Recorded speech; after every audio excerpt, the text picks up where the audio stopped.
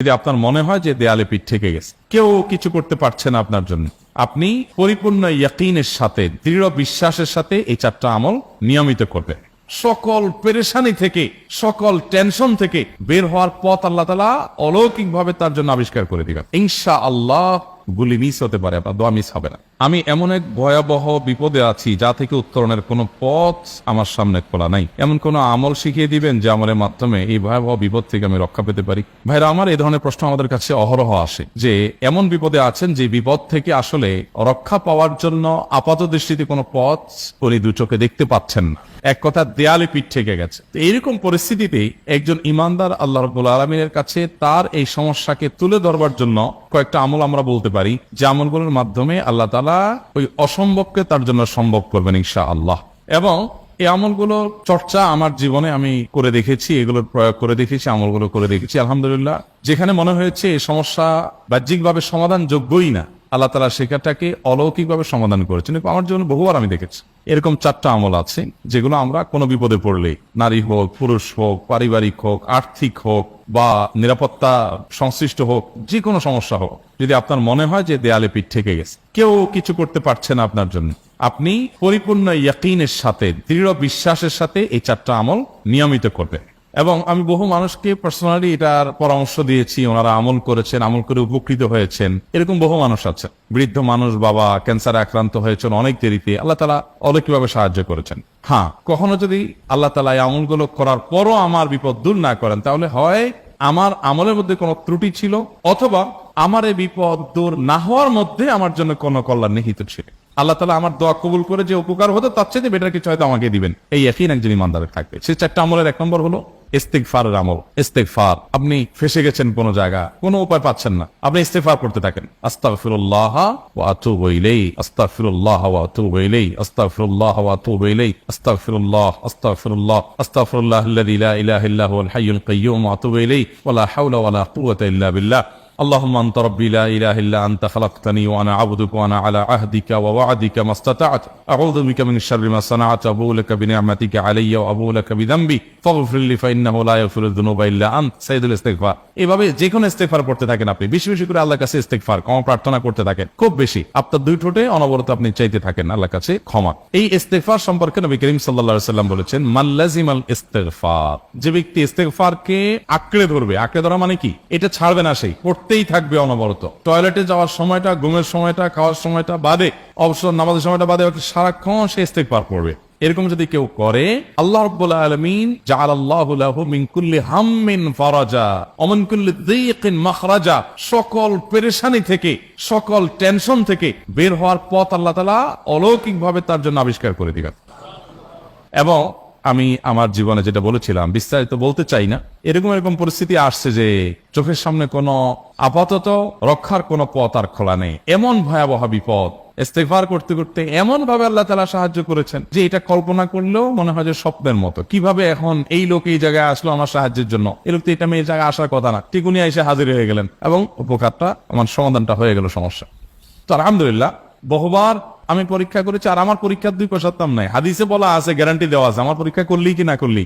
তাহলে একটা আমল হলো কি, ইস্তিগফার। সব সময়ের জন্য এটা কন্টিনিউয়াস করবেন, আর এমনি অবসর সময় ইস্তিগফার করবেন। আরবদের মধ্যে সৌন্দর্য আছে, তারা বিভিন্ন ডাক্তারের ওয়েটিং রুমে বা বিভিন্ন জায়গায় মানুষ যেখানে অপেক্ষা করে পাবলিক প্লেস গুলোতে লিখে রাখে ইস্তিগফার করুন, হাইওয়ে গুলোর পাশে লেখা থাকে ইস্তিগফার করুন, এবং তারা আসলে একটু পরপর দেখা যায় ইস্তিগফার করে। ভালো মন্দ গুণ সবার মধ্যে আছে, তাদের এই ভালো গুণটা আছে, ইস্তিগফার বেশি বেশি করা। আমরা ইস্তিগফার সচরাচর এইভাবে অনবরত অবসর সময় করার অভ্যাস অনেকের মধ্যেই নাই, আমরা এটা চালু করবো ইনশাআল্লাহ। বিশেষ করে যখন কোনো সমস্যা হবে, তখন ইস্তিগফার চলতে থাকবে মুখে অনবরত, ধীরে ধীরে মহব্বতের সাথে নিজেকে, নিজের পাপ অপরাধগুলোর কথা স্মরণ করে আল্লাহর কাছে মাফ চাইতে থাক, পেরেশানি দূর হবে ইনশাআল্লাহ। 1 নাম্বার 2, দুরূদ। নবী করিম সাল্লাল্লাহু আলাইহি সাল্লামের প্রতি দুরূদ পাঠ করা, এটা যদি আপনি নিয়মিত করতে থাকেন মহব্বতের সাথে, আল্লাহুম্মা সাল্লি আলা মুহাম্মাদ ওয়া আলা আলি মুহাম্মাদ কামা সাল্লাইতা আলা ইব্রাহিম ওয়া আলা আলি ইব্রাহিম ইন্নাকা হামিদুম মাজিদ, আল্লাহুম্মা বারিক আলা মুহাম্মাদ ওয়া আলা আলি মুহাম্মাদ কামা বারাকতা আলা ইব্রাহিম ওয়া আলা আলি ইব্রাহিম ইন্নাকা হামিদুম মাজিদ। আপনি একবার ছোট দুরূদ যদি পড়েন, সাল্লাল্লাহু আলাইহি ওয়াসাল্লাম, সাল্লাল্লাহু আলাইহি ওয়াসাল্লাম, আল্লাহুম্মা সাল্লি আলা মুহাম্মাদ ওয়া আলা আলি মুহাম্মাদ, শুধু এইটুকু পড়েন। জাযাল্লাহু আন্না মুহাম্মাদাম মা হুয়া আহলু, শুধু এইটুকু পড়েন। আপনি আপনি এভাবে যেই কোনো দরুদ নবী করিম সাল্লাল্লাহু আলাইহি ওয়াসাল্লামের প্রতি যদি পড়েন এবং পড়তে থাকেন অনবরত, ইস্তিগফারের পাশাপাশি দুরুদের ক্ষেত্রে নবী করিম সাল্লাল্লাহু আলাইহি ওয়াসাল্লাম বলেছেন যে এইটা তোমার জন্য যথেষ্ট হয়ে যাবে। তুমি যদি আল্লাহর কাছে আর কোনো দোয়া করতে না পারো, শুধু দুরুদটা পড়ো, তোমার সব পেয়ে যাও, কিচ্ছু লাগবে না। এক সাহাবী বলছেন, রাসূলুল্লাহ, আমার দোয়ার মধ্যে দুরুদ কত পার্সেন্ট রাখবো? আমি তো আমার অনেক কিছু আল্লাহর কাছে চাইবো, দুরুদ মানে তো নবীজির জন্য দোয়া, মানে আমার জন্য তো আমি দোয়া করবো, আপনার জন্য দোয়া কত পার্সেন্ট করবো? 1/3, 1/4, তারপরে হাফ, এবার বিভিন্ন পার্সেন্টেজ বলছিলেন তিনি। নবী করিম সাল্লাল্লাহু আলাইহি ওয়াসাল্লাম বলেছেন যে হ্যাঁ, এর বেশি করতে পারলে আরো ভালো, আরো ভালো। তো ভদ্রলোক এর বেশি, ওই সাহাবী রাদিয়াল্লাহু তাআলা আনহু, তিনি এর বেশি বাড়াতে বাড়াতে বাড়াতে বাড়াতে একটা পর্যায়ে বলছেন যে আমি সব দোয়া আপনার জন্য করি। নবী করিম সাল্লাল্লাহু আলাইহি ওয়াসাল্লাম বলেছেন তাহলে তোমার আর কোনো দোয়াই করতে হবে না, এর মধ্যে সব দোয়া চলে আসবে। কারণ আপনি যদি বলেন আল্লাহ আপনার নবীর প্রতি আপনি রহমত নাজিল করেন, আপনার নবীর প্রতি আপনি শান্তি নাজিল করেন, আপনি যেটা দোয়া করেন, তো আল্লাহকে আল্লাহর নবীর প্রতি আপনি রহমত নাজিল করতে বললে আল্লাহ তাআলা আপনার প্রতি রহমত নাজিল করবেন কি করবেন? আপনি কাউকে খুশি করতে চান, কার কাছ থেকে কিছু আদায় করতে চান, তার ছেলেটারে যদি হাদিয়া তোফা দেন, আদর যত্ন করেন, তো বাই ডিফল্ট অটোমেটিকলি ওই লোকের সিম্পেথি আপনার দিকে আসবে কি আসবেন? চোখ বন্ধ করে আসবেন। তো আল্লাহর নবীর জন্য যখন আপনি দোয়া করবেন, তখন আল্লাহ তাআলা আপনার মধ্যে রহমত নাজিল করবেন, এটা নবী সাল্লাল্লাহু আলাইহি ওয়াসাল্লামের ওয়াদা।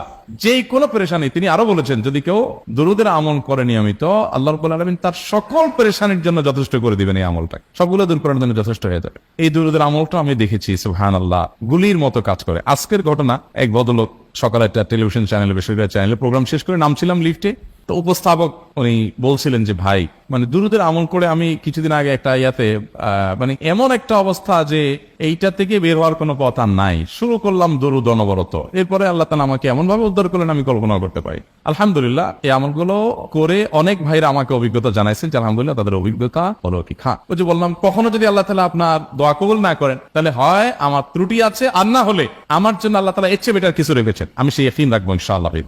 আর এই দোয়াতের সমাধান হবেই হবে, সে বিশ্বাস থাকতে হবে। নবী করিম সাল্লাল্লাহু আলাইহি ওয়াসাল্লাম বলেছেন, হাদিসে কুদসিতে আল্লাহ বলেছেন, আনা ইনদা জান্নি আবদি বি, বান্দা আমার প্রতি যেমন ধারণা করে আমি তেমন আচরণ করি। আপনি যদি চিন্তা করেন, করে দেখি হয় কিনা, দেখি ট্রাই করি, তাহলে ওই আল্লাহ তাআলা বলবেন ঠিক আছে দেখতে থাক। আপনি যদি ইয়াকিন করেন যে না, নবী করিম সাল্লাল্লাহু আলাইহি ওয়াসাল্লাম যে বলেছেন, অতএব সেটা হবেই, আর আল্লাহ রাব্বুল আলামিনের কাছে আমি ওইভাবেই চাবো যে আল্লাহ দিবেনই, আমি নিয়েই ছাড়বো, ইনশাআল্লাহ গুলি মিস হতে পারে, আপনার দোয়া মিস হবে না। ওই ইয়াকিন, ওই ঈমান আমার মধ্যে আনতে হবে, চেষ্টা করবো তো ইনশাআল্লাহ। তাহলে দুইটা আমল হলো ইস্তিগফার আর যুরুদ। 3 নম্বর আরেকটা আমল হলো দোয়া ইউনুস।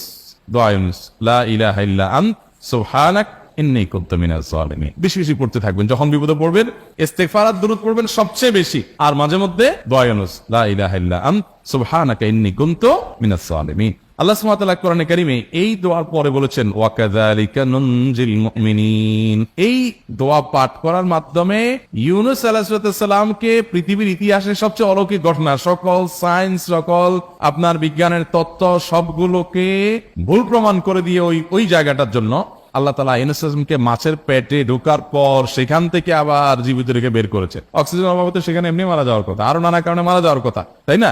কিন্তু আল্লাহ তাআলা তাকে রক্ষা করেছেন, কারণ উনি এই বিপদে পড়ার পর থেকে এটা পড়তেছিলেন, লা ইলাহা ইল্লা আনতা সুবহানাকা ইন্নী কুনতু মিনাজ জালিমিন। তো আল্লাহ তাআলা কোরআনে বলেছেন, এটা ইউনুস, তার নবী ইউনুস আলাইহিস সালামকে আল্লাহ তাআলা এটার মাধ্যমে রক্ষা করেছেন, সেটা তার জন্য খাস না, এটা তার জন্য স্পেশাল না, বরং আল্লাহ বলেছেন ওয়া কাযালিকা নুনজিল মুমিনিন, এটা দিয়ে আমি তাকে রক্ষা করেছি, একইভাবে ঈমানদারদেরকেও এটার মাধ্যমে রক্ষা করব। এটা বড় অস্ত্র পেয়ে গেলাম। দোয়া ইউনুস বেশি বেশি পড়বো ইনশাআল্লাহ, লা ইলাহা ইল্লা আনতা সুবহানাকা ইন্নী। আমার দেশে আবার দেখা যায় বিপদ হয়ে গেলে তখন হুজুর মানা করে যে ভাই আপনারা সবাই মিলে এটা 1 লাখ বার পড়ে দেন, 100 লাখ বার পড়ে দেন, টাকা দিমু আপনারা পড়ে দেন। আপনারটা আপনি পড়বেন ভাই, হুজুরদের কাছে দোয়া চান সমস্যা নাই, আর হুজুরদেরকে হাঁটায়া টাকা দিবেন করে, এমনি টাকা দিবেন না দিয়া, আর এই দোয়া নিজে নিজে করতে থাকবেন। ইউনুস আলাইহিস সালাম ওই সময় কি লোক ঠিক করছিলেন যে ভাই আপনারা সবাই দোয়া ইউনুস পড়েন, আমি গেলাম, আমি মাছের পেটে গেলাম, আপনারা বসেন সবাই দোয়া ইউনুস পড়া দেন, করছেন উনি? ওনারটা উনি করছেন, তো আপনারটা আপনি শুরু করবেন দোয়া ইউনুস না। 4 নম্বর আমল হলো ইয়া যাল জালালি ওয়াল ইকরাম।